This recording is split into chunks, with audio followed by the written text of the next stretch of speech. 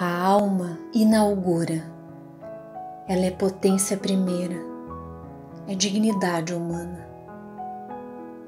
Antes da luz poética interior, mesmo que a forma fosse conhecida, percebida e esculpida em lugares comuns, ela era um simples objeto para a mente.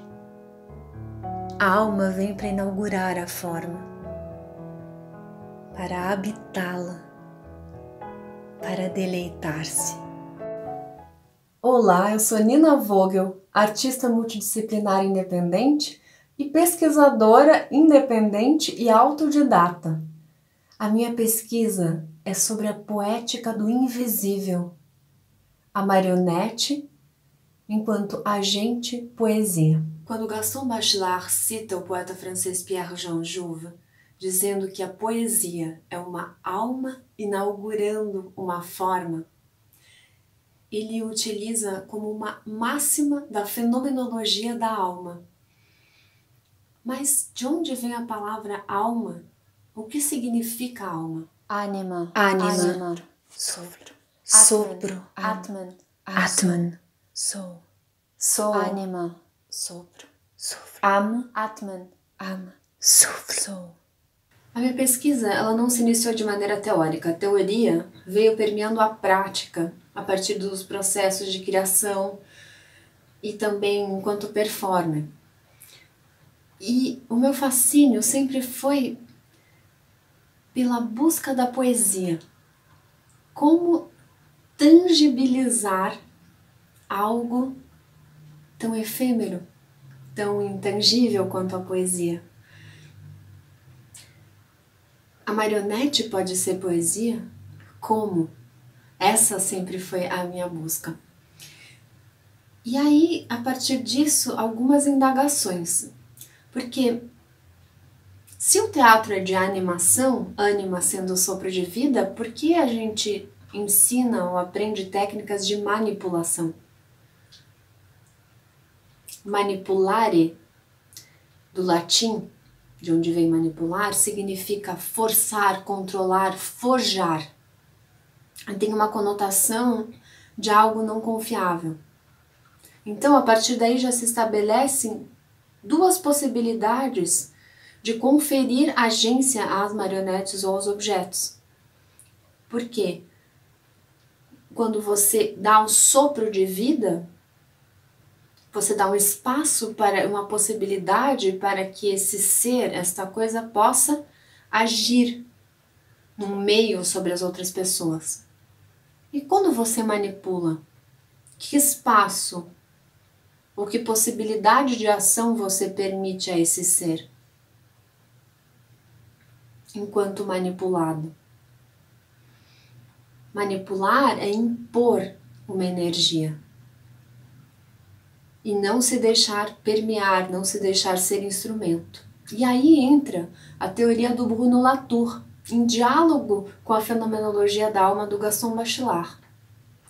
O Bruno Latour é um filósofo francês também, e na década de 80 ele cria, junto a outros dois filósofos, uma teoria, e ele fala pela primeira vez na agência das coisas. E isso abre um universo que nos traz hoje a agência, além da humana, a agência não humana e a agência pós-humana. E o Bruno Latour, pela primeira vez, fala que a agência das coisas é o fazer-fazer. E que os objetos, em associação a outros objetos ou a seres humanos,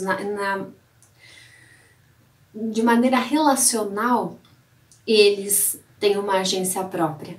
E aí ele define os objetos como mediadores ou intermediários. Os intermediários sendo aqueles que, em associação a outros seres, eles são portadores da agência, mas eles não transformam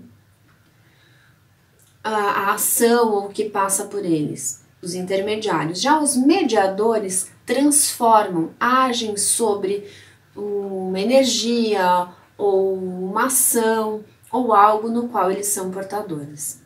Pois bem, quando Gaston Bachelard diz que a poesia é uma alma inaugurando uma forma.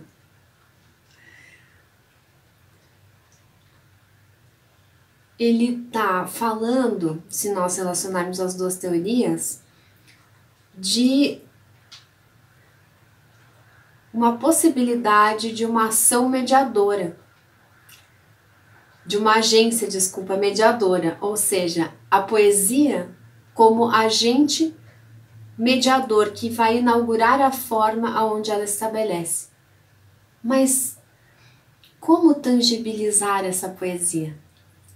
E aí, indo mais a fundo, eu percebi que há de fato duas correntes no universo de estudo acadêmico e não acadêmico do teatro de animação. Os que negam a capacidade de agência da marionete falam da agência da matéria. Enquanto matéria, a matéria pode transformar ou impor uma ação, mesmo sobre o próprio marionetista. Mas negam veementemente uma capacidade de uma agência, digamos, um ânima espiritual. Recentemente eu li o filósofo francês Philippe Choulet, que esteve inclusive no Brasil ano passado, no livro Cenas Filosóficas da Marionete de 2016, onde ele fala da ilusão da animação, do mito da marionete, do ânimo espiritual, o qual uma abordagem filosófica ajuda facilmente a desconstruir. E ele fala que já não interessa mais ao filósofo a humanização da marionete, mas, ao contrário, a marionetização da espécie humana, e que o boneco é então um local adequado para experimentar e desenvolver novas formas de subjetividade que levam a uma crítica ao antropocentrismo. Já na contramão da visão do filósofo francês Philippe Choulet, eu vou citar 3 grandes artistas que deram depoimentos em artigos ou documentários sobre a experiência prática deles. O primeiro é o grande mestre japonês Oishi Okamoto, que no documentário Ânimo, Espírito das Marionetes, fala que para ele a marionete é um recipiente de almas e ele era capaz de ficar quase 10 horas, por vezes, em silêncio em frente à marionete, ouvindo o invisível num ritual, para que esse invisível pudesse se manifestar por meio dele através da marionete. A artista belga Nicole Musso também tem um artigo onde ela fala, em outras palavras, ela chama de os fantasmas do palco. E ela também fala dessa agência espiritual e das manifestações que ela experimentou ao longo da carreira. E, por último, Philippe Gentil, no artigo onde ele relata a agência espiritual e uma experiência muito forte de uma marionete que saiu voando do palco e desapareceu na África.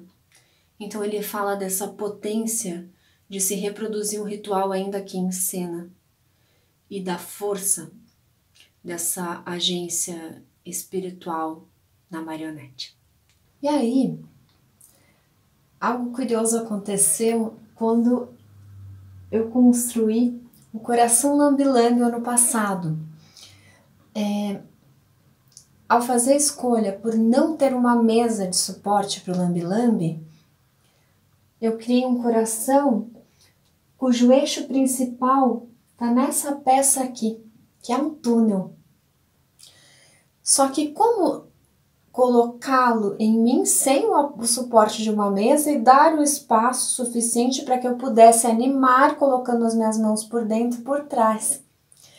E aí a solução técnica foi a construção desta peça, que encaixa aqui e que fica completamente, ela não é visível aos olhos do público porque tem uma capa, e esse cinto com esses 2 suportes, então o coração ele fica aqui em cima, essa é a base que sustenta por baixo, e essa peça vai entrar um pouquinho acima desse túnel central, né, desse círculo central, e ele fica aqui, essa peça encaixa exatamente aqui, e isso dá a sustentação necessária. Mas o que isso tem a ver com a agência e a poesia? Bem, curiosamente,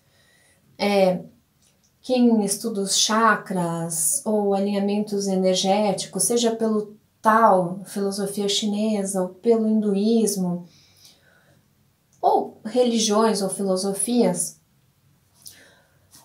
há 2 pontos aqui, 2 pontos importantíssimos de energia do corpo. Um é o chakra do coração, que sai exatamente nesse túnel central, diretamente para a pessoa que está na minha frente, né, o espectador. E o outro ponto é o que a especialista, que era uma ex-integrante da NASA, ex-cientista da NASA, ela largou tudo só para se dedicar ao estudo da consciência humana, a Barbara Brannan, ela fala de um ponto que não foi ela que inventou, mas tem uma linha, pelo taoísmo eles falam que é o ponto do onde está localizado a alma, o siège de l'âme, a sede da alma, que ficaria aqui. Então eu só achei curioso que a sede da ânima fosse a solução técnica para uma criação em busca da poesia e da conexão com o público. E a partir disso, eu comecei a perceber que a busca pela poesia e pela agência poética da marionete dentro das minhas criações, nesse caso especificamente do Concordes,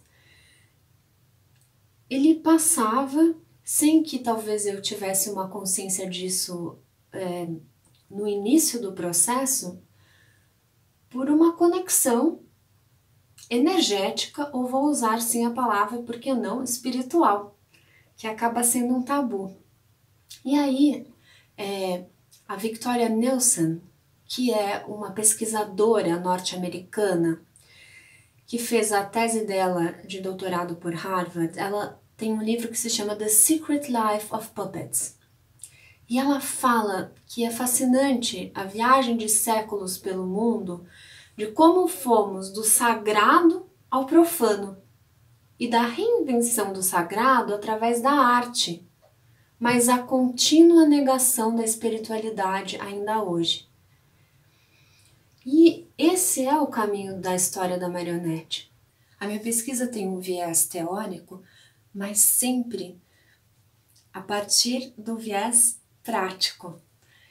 E o objetivo maior é a busca pela poesia, a busca da expressão da marionete enquanto poesia.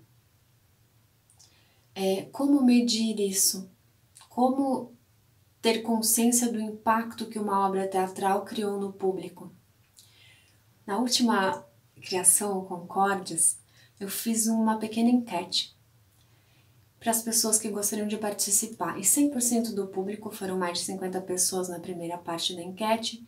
Eu perguntei 3 perguntas, a última era: você sentiu vontade de fazer algo depois de assistir o espetáculo? 100% das pessoas falaram que sim, que elas sentiram vontade de criar. Isso é muito surpreendente, assim, foi muito surpreendente para mim, vontade de criar, um impulso criativo. Para mim foi a confirmação de que uma conexão foi feita e de que o coração, não só a marionete, mas o coração como objeto marionete também exerceu uma agência. O outro objetivo é retomar o sagrado no exercício, na profissão de fé que é ser bonequeiro, ser marionetista. E a minha pergunta ainda continua sendo: é possível retomar o sagrado no teatro de marionete contemporâneo?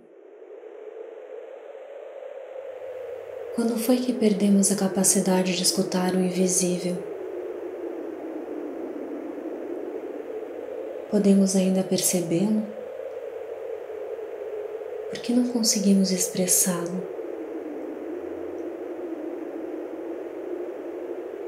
Do que é feito o sopro de vida, força intangível que sustenta a nossa existência? Que fios invisíveis movem o mundo?